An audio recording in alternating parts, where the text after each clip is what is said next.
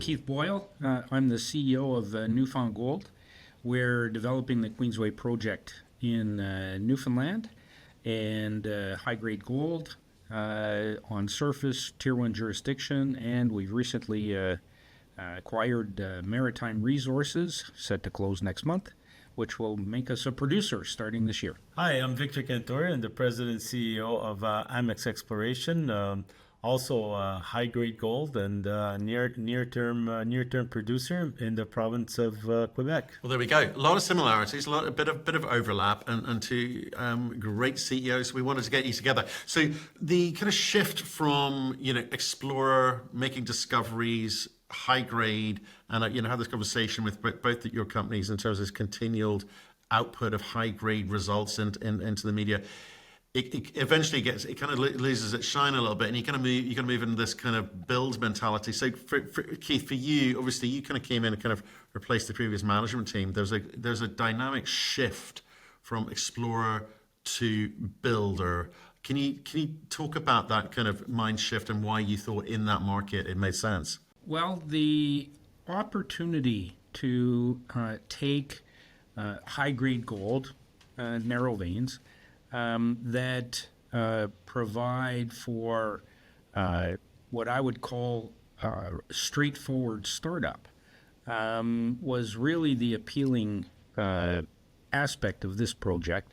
And so when we looked around and we saw as well a toll mill opportunity, a custom milling opportunity, it really then reduced, one, the capex and the risk of execution for the project, made the project start fairly straightforward, and so more easily financeable, and fairly straightforward. Nothing very dissimilar to what Victor's got over in Quebec. Yeah, I mean, Victor, you had that same kind of mind shift around the same sort of time. You knew you had a profitable asset and you needed to get going. So, what kind of pushed you over the edge and said, right, now's the right time? Well, I'm an investor also in many companies, and when a company declares that they have a profitable operation and it's not a big capex, then I think they should move forward and get it into production. Like in Keith's, he had the opportunity to go buy a nearby mill, and he went forward with it. That's going to place him, as he said, sometime this year or sometime early next year. He'll actually be a producer. In our case, we're going to be toll milling the first few years while we're moving forward with our own mill. We do it in a way where we can actually it hurries up the permitting by doing it in stages, and not only the permitting part, it also helps you on the technical part and also on the financial risk. Right, but when you looked at Victor, when you were sort of looking at what Newfound Gold have been doing, big internal changes in terms of team, process, governance, etc. Does that sort of give you a kind of a blueprint for how you're going to come at it, or do you kind of see are there subtle differences? Well, it's putting this project into production. I mean, you're looking at a profile of 100,000 ounces plus, with you're talking about a mill of 2,000 ton a day mill. So it's not like you got to put up a 30,000 ton a day mill and it's a $1.5 billion build. This is going to have an initial capex of $146 million, and you'll have a profile of 100 and some odd thousand ounces per year. It's quite a number for over 100,000 ounces a year. And we did bring in you need to bring in the mining expertise, and that's what we've done. We brought in Jonathan Gagne. He was over at the Greenstone mine of Equinox. And we're adding other people. So yeah, it's got to change. But the thing is, for us it's really addition, because the exploration team is still there. There's a lot of exploration potential here. Like, all the gold that we're talking about right now there's 2.3 million ounces. It's all on the Quebec side. It's on 45.6 square kilometers. By no means is that closed. We're still going to be exploring there, but we've also purchased another 150 square kilometers. Like, we have a total of 197 square kilometers, and still looking for more. As long as it's on the Greenstone belt, we're gonna look forward to purchases of those lands. So Rick, you've come from the exploration side, Victor. So when you're talking the game that you are now, and you've got an exploration team there, are you looking at sort of de-risking versus expanding the resource base at this phase? Well, de-risking on the part, so the de-risking comes in on the financial part, where you're doing it in stages. On the with 2.3 million ounces of high grade, and within that you've got 831,000 ounces at 16.2 grams per ton in a vertical body, and it's a lot easier to permit because it's underground, so your exposure above ground is very little. So we are advancing on both sides of it. Right, and what about you, Keith? Obviously, you're in this build phase at the moment. You've raised the money that you need to get through certainly this year and well into next with ease. It seems. Is there a little bit of you as a mind builder also has to nod your hat towards exploration, kind of keep that blue sky excitement going? I'll just lever off of what Victor just said. The recipe's the same. Doesn't matter where you go. The recipe's the same. There might be different pieces of that ingredient, more of this and less of this, but the recipe's the same. And for us, we've got a property package that's 110 kilometers. I don't reference square kilometers. I just, call it 110 kilometers wide by 20 kilometers, 110 kilometers long by 20 kilometers wide, which is basically Val d'Or de Rouen, 20 kilometers wide. It's a huge property package. For us, we've got a phased mine, similar to what Victor has. Quantum's very similar. His capex 143, ours is 155. All about the same. So the recipe is about the same. And for us, the exploration, we see the real opportunity to look for and find a game-changing deposit on our package that we're not slowing up on the exploration front whatsoever, and a lot of appetite for that in the marketplace. But you last time we spoke, Keith, you talked about this sort of Jerry Maguire moment. You're saying, I'm not too worried about the NPV. I'm focused on free cash flow, and that's what I've got to demonstrate. Do you still believe that? Absolutely. So, which was, a big part of the motivation in the acquisition of Maritime for us. So we basically, one, are buying cash flow. So the acquisition price is basically the cash flow that it'll generate. And then two, de-risking our execution by ensuring we have access to a mill. And for us, that was the second part of what we wanted to do.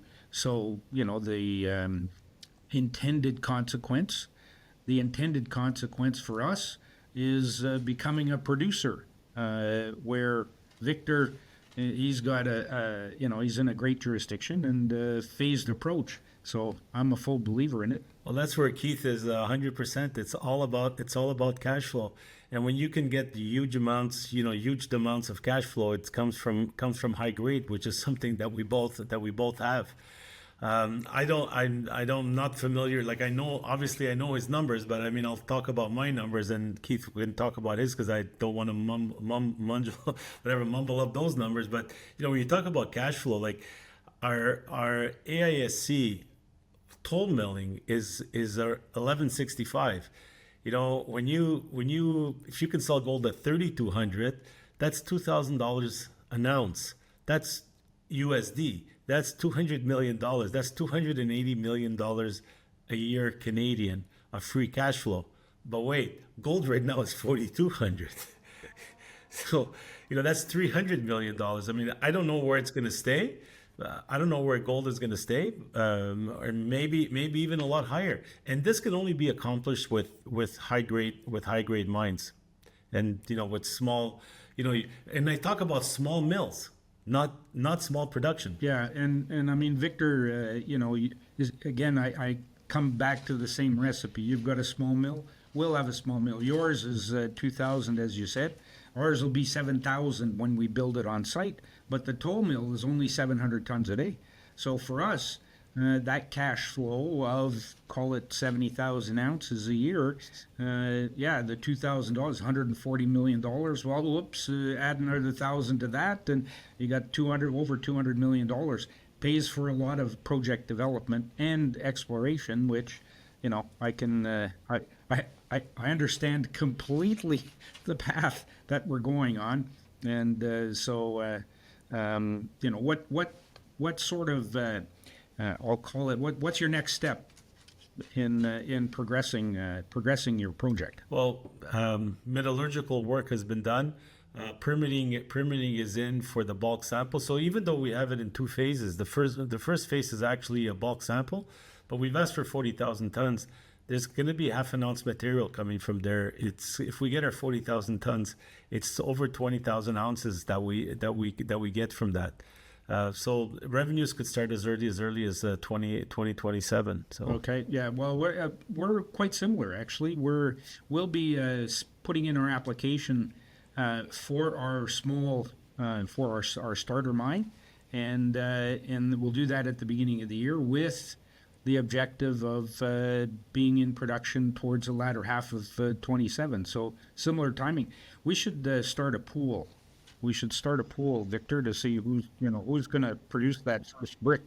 Absolutely. But I think you're ways ahead of me right now on that. I think with buying the mill, you're a little bit ahead of me. I still need to get that mine constructed, I guess. And it's amazing, the land package. I didn't know the size of your land package. I knew it was big. I just didn't know it. It's actually when you're looking at 110 square kilometers by 20, that's over 200 square kilometers. That's amazing. There's going to be a lot more gold that you're going to be coming out with. 2,000 square kilometers. Sorry, so it's 20. It's by 20. That's right, not by 20 2. by 110. But yeah, 2,000. Well, we keep referring. Well, I keep referring to Val d'Or de Rouen because you think, how much of Agnico Eagle's production comes out of that belt? How much of, and now you're going to start contributing. Well, you're a little bit outside that swath, but not far though. You're in that prolific belt anyway. Yeah. No, we have the Shakobee Deformation Zone, and we have over 40 kilometers right now of on strike on that 197 square kilometers. Exactly how many mines could be in there? How many champagne zones can we find inside there? I mean, when you look at the surface expression on it, I mean, and same thing with you. How many mines are there between the Val d'Or and Rouen? So we started adding that up. And the important thing, the way we're doing it, we're not going to blow up our cap structures. We're going to start using free cash flow to continue heavy development on the exploration side. So that's where you're going to really see the growth. We're looking at the same thing. We should be starting cash flow. Call it end of this year, beginning of next year, with the Maritime hammer down production, and so looking at using that cash flow to advance our exploration and partially finance the project development. So watch this space. I mean, for us, that's really the next big phase is our project financing of 155 million to really hit the ground running. When are you looking at doing that yourself? It's going to be smallest. It's going to be a bulk sample. You're looking at $30-40 million. We do have $37.25 million in the bank. When the market is right, we'll go raise it. But right now we actually don't need to do it. Don't need to do it right away. We'll do it in phases, and then from the money that comes in from the bulk sample, that's where we'll end up using that part of that money as the contributor to the $146 million that we need. That's a really nice sized bulk sample you're able to do. Unfortunately, we couldn't get that done in Newfoundland. They've got different rules when it comes to that, and so it was just better off for us to just permit a small mine. Yeah, absolutely. So, guys, let's talk about some of the similarities, which is the high grade component to your projects, both projects. I mean, super high grades. Metallurgically, When I talk to investors about lower grade projects, it's an earth moving exercise, it's an engineering exercise, it's an efficiencies of small percentages makes such a big difference to companies like that.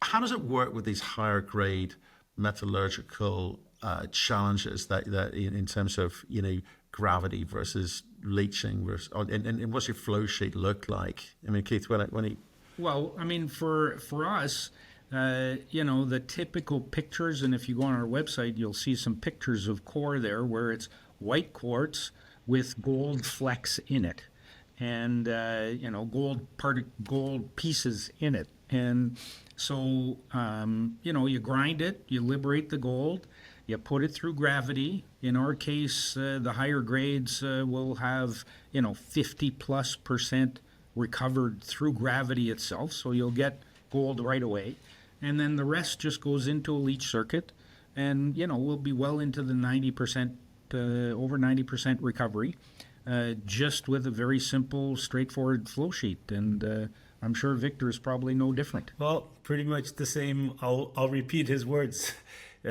White quartz with gold flakes in it. So it's pretty special when you can get that. Our Champagne zone actually recovered 99%. It's really all free gold. The other zones will require the same, all three methods. Like the average we were getting through gravity was 75%. Actually, one of the samples in gravity alone came in at 85%. But you still want to get all the gold. So you want to go all the way and recover every last gram at these prices. But very similar deposits. So how do you, Keith? I mean, how do you ensure the consistency of recoveries when you're talking about variability across multiple zones, and so what things like blending high grade with lower grade material to maintain mill stability, etc. How do you keep control of that? Yeah, I think when it comes to high grade. So this is what I've experienced. When it comes to high grade, you put it in the mill. The mill wants to know what's coming. Not so much that there's a big variability, as long as they know what's coming. And for us, they can tweak the process to ensure that they recover it properly. What advantage we have is we're going to be right on surface. So we're going to have grade control drilling that will really understand what it is we're going to be sending the mill on a daily basis, and that's for the I'll call it the high grade portion. Once we're into phase 2, and now we're mining more of the lower grades, we do have a bit of refractory material that we do want to recover that gold, and so for us, what we're looking at is to make sure that we'll blend it so that there is a more consistent piece, because with refractory, you've got to put it through flotation. So that's a bit of a twist to what I think Victor's got. He's got free gold, and he'll be mining veins for his mine life. Yeah, the Champagne zone. The Champagne zone is the I guess we can call the Champagne zone is the Champagne. That's what we're going to be mining in the first phase. So we're going to know what we're sending over to the mill. It's really what we used to call it the high grade zone, and the other material is just, it's also free gold, but it's going to be lower grade material. But that's going to be in phase 2, because the total grade, like in measured indicated, we have 1.6 million ounces at 6.14 grams per ton, but that includes the 831,000 ounces of 16.2. So we're just, and that body is pretty much vertical. So it's between 85 and 89 degrees. So it should be quite simple at the beginning. But I know Keith will probably tell me that nothing is simple when you're mining. But there's always curveballs thrown at you. Yeah. You just got to know. You just got to be ready for it. That's right. Well, let's talk about some of those complexities and what you have to manage, because I think people go, well, high grade always translates into higher margin, but what do you need to look out for to make sure that is true? Well, I mean, yeah, for me, for us, it's the input costs, one. Right now, with the kind of uptick in gold price, always followed. I mean, inflation will be behind. Not far behind. We know that. It's a repeating theme. But two, it's the grade control. The grade control is the key in making sure the margins are there, because it's the grade that gives you the margin that you're looking for. So, an extra 10-15% on dilution really does add up very quickly. And we're calling our deposits high grade. I think we're not calling it right, because now they call 1 gram deposits high grade deposits, or even sub 1 gram. I think we have to call our deposits, both of our deposits, ultra high grade, because that's exactly what they are. I mean, when you look at some of those spectacular results that Newfound Gold put out, and some of the ones that we put out, those are really spectacular numbers, and it does make it. I'm from the finance world, and higher grade is higher grade. I mean, it just translates to more dollars, right? It's higher. And what did they say, that at that kind of grade, all sins are forgiven, right? So any little mishap doesn't. Yeah, as a mine manager way back when, Victor, in your neck of the woods, I remember having to mine, some pretty low grades, I'll call it, for underground at the time. You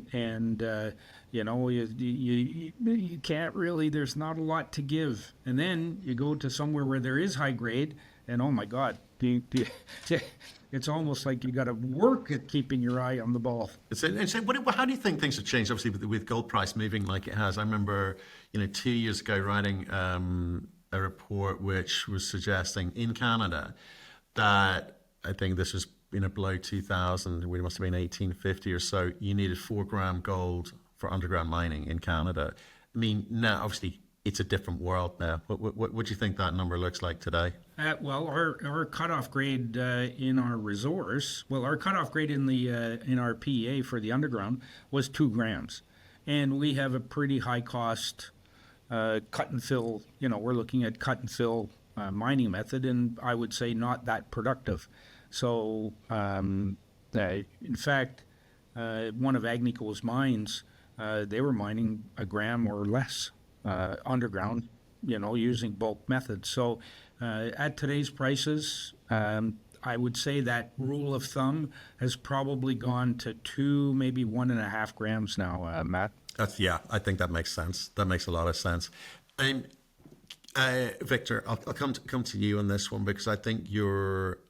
And obviously Keith, with the way that you're coming after your assets, is that in Canada, when we were looking from outside of Canada looking in, it was always drilled to the edge of the envelope. How big does this thing gonna get? Let's not worry about getting into production. Size is everything, as some people like to say. In terms of that, in terms of the way that you said, well, actually, let's go early. Let's do this tolling option, which I think the high grade gold is giving you the ability to do. Do you have one eye towards answering the question of, well, how big can this thing be? Because if you're looking at a takeover situation at some point, I know you're producing a lot of cash, but if you're looking for a takeover at some point, they are going to want you to answer that question or get a sense of it. So how do you tackle that? Well, we're gonna continue poking holes. Like, I mean, if somebody would ask me how big do you think this is? Well, it's as big as you want it to be. I mean, you're on a greenstone belt that's underexplored, and a greenstone belt that everybody always thought that it was only a VMS deposit because of the old Normetal mine. But now we proved that it's not. We've over about 4.5 kilometers on strike, we ended up coming up with 2.3 million ounces, and these are really high grade ounces. And on strike, we have more than 60 kilometers to go after right now. So I mean, you gotta believe that there's going to be a lot more ounces. Is that number going to be 5, 10, 20? I don't know. And I'll speak for Keith a little bit here, and I'll say yes. Look at the land package he has. I mean, do I believe there's many more ounces than what he's reported? Absolutely, but do it smartly. Do it with free cash flow, and I think that's what we're both doing. Do it with free cash flow. That's the key, Matt. Is to, in our case was. You dilute and drill, You got to stop that cycle of dilute and drill and get to cash flow.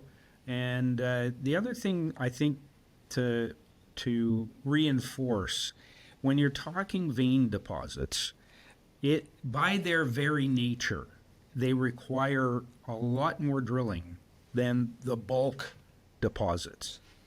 And so that really does, or should, which we both have, tweaked to, is we both have said, look, yeah, we're going to need more drilling, more than the average bear, so to speak, to define these deposits.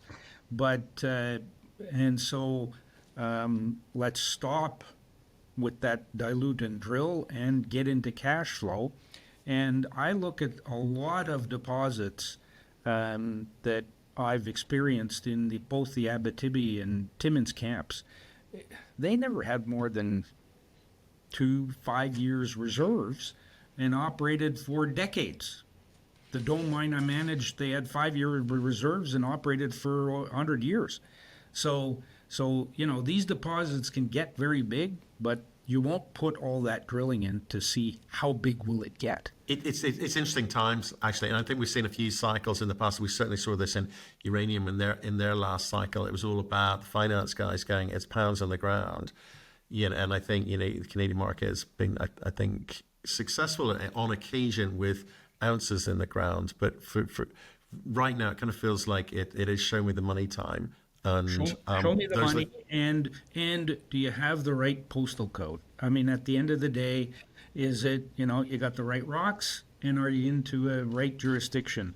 And, Newfoundland's great. Victor, Quebec. Yep, no, it's definitely great. But, getting back to those, building and getting it big, the big difference is that with high grade, we actually have a choice. We can decide to go into production when we want, in the sense where, with a couple of million ounces, we're saying, yeah, let's do it. Do I believe there's 5 or 10 million ounces? Yes, but if I had a 1 gram deposit or a sub 1 gram, I don't have a choice. I have to continue to drilling to survive. So that's the difference. We have that choice. Yeah, and we do have that choice, and which is why we made it, which is why the board made it, which is why we shifted gears and did the change. No, that's a fantastic point. Fantastic and point. Surprisingly enough, we have a very common shareholder that's been supportive of both of us, in getting into cash flow. I mean, that's his mantra, and there's a reason that he's made a lot of money in this sector. Is he's helped us get there. And he loves high grade. That's he loves high grade, no doubt about it. Look at a lot of the mines. Look at a lot of the successful companies where they've started. They've started with high grade mines. Well, yeah, and again, like I say, the difference between high grade and low grade. That you're right, Victor. They do have different choices, because lower grade, whatever that may be, to different people have different views. Lower margin. And lower margin for sure, but you do need 5 million ounce to be interesting. Which you guys can kick on with that 1 million ounce, 2 million ounces. It's like you're both very lucky in that sense. And do you think, obviously we've seen a lot of M&A mergers of equals, existing ounces merging together under one name. We need some new ounces in this sector for sure, and you two are talking a game of being able to deliver that. But does that exclude you from future M&A if you're starting small? If you're doing, staged approach to production? When we talk about small, for example, I'll say something else that says, show me the money. Exactly. So it's not small. You could have again, it comes down to margins. Like, you could have a much bigger deposit. It's going to cost you a much bigger capex to make the same money that I'm making at the end of the day with probably a quarter of your capex. So how do you define size at the end of the day? That's what it comes down to. Whereas here, I was just going to say, and the the shift, I think, with the price of gold running the way it has, It's now about what is that cash flow? What's that margin? And the smaller deposits that can get into production with less capex or less dilution, less easier financing, are starting to win the day. Look, if we hadn't followed the paths that we're following right now, him with buying, well, we have almost the same path going forward.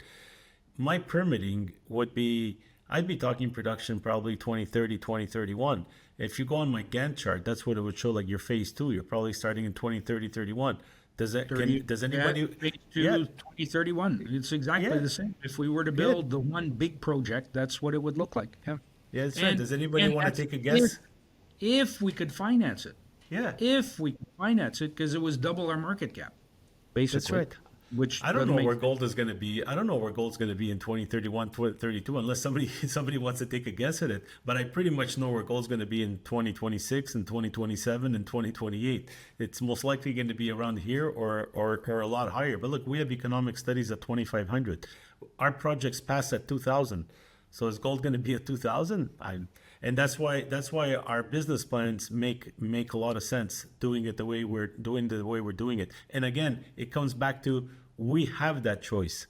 We can decide to say, okay, hold on, I want to drill and build in 2031, 32. I'm going to continue drilling and diluting, or no, you know what? It's economic. We can make a lot of money. We're both gonna start producing as fast as possible and really bringing dividends to our shareholders. That's the difference. We have that choice as a high grade deposits in good jurisdictions. Yeah, it's amazing how our stories are so similar with the same timing, same pathway, same. It really does come together, and all anchored in the high grade veins. Well, it feels like there's a new generation of Canadian gold companies thinking about things differently, reacting to the market, taking control back, and not repeating some of the same mistakes of old. So, gentlemen, it's fantastic, and I feel privileged to be able to kind of bring these two stories in front of people, in front of investors, looking at the gold sector just a little bit differently. If anyone wants to know, asking you guys any questions, they can contact you directly, I assume. Absolutely. Go to your websites, check that out. Very responsive IR and biz dev teams can help you out with that. And maybe we'll see you again soon, because there's lots we haven't discussed. But for now, appreciate your time, gentlemen. We'll see you soon. Okay. Great. Thanks.